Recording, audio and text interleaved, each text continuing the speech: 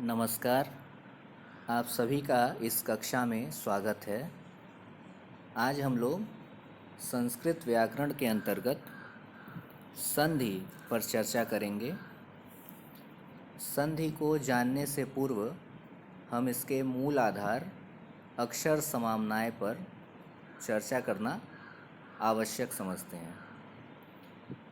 प्राचीन काल में महर्षि पाणिनि अपने गुरु वर्षाचार्य के यहाँ अध्ययन करते समय अपनी प्रतिभा का विकास न होते हुए देखकर प्रायः खिन्न रहा करते थे।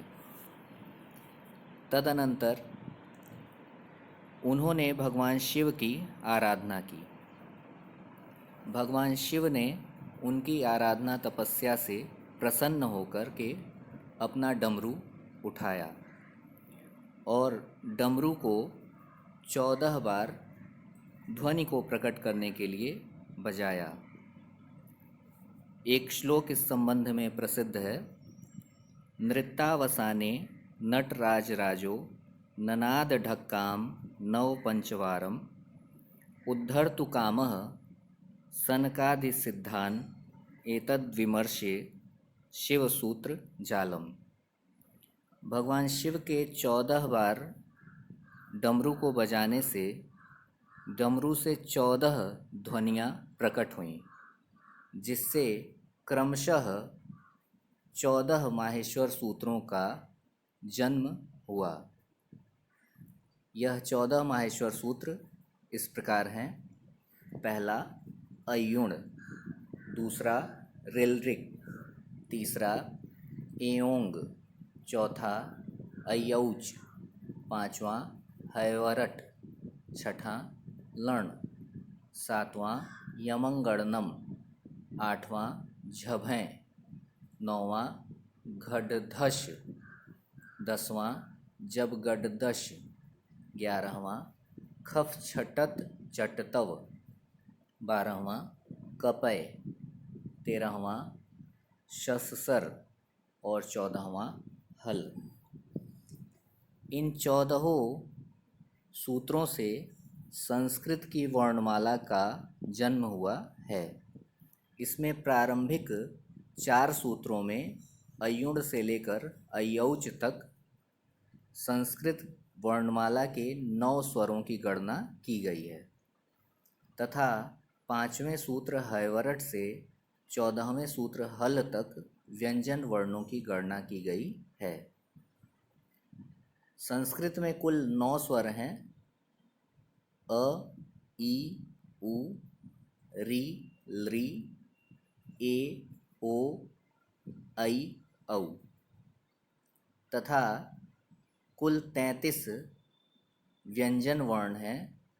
ह, य, व, र, ल, य, म, ङ, ण, न, झ, भ, घ, ढ, ध, ज, ब, ग, ड, द, ख, फ, छ, ठ, थ, च, ट, त, क, प, श, ष, स और अंत में ह, जिसको प्रारंभ में ही बताया गया है।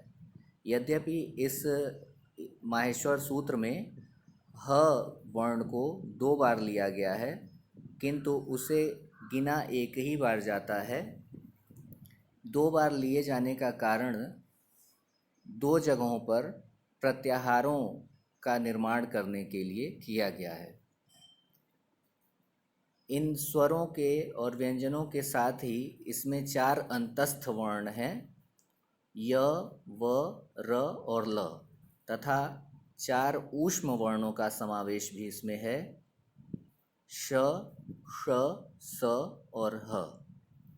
इस प्रकार यह माहेश्वर सूत्र वर्ण समाम्नाय को या वर्णमाला को प्रकट करते हुए सभी संस्कृत व्याकरण का मूल आधार है और इसी से संपूर्ण व्याकरण शास्त्र की आचार्य पाणिनि ने रचना की है। आचार्य पाणिनि का लिखा हुआ ग्रंथ अष्टाध्यायी है, जिसमें लगभग 4000 सूत्रों को लिखा गया है। इन 4000 सूत्रों की रचना करने के लिए प्रस्तुत माहेश्वर सूत्र की सहायता से आचार्य पाणिनि ने प्रत्याहारों का निर्माण किया गया।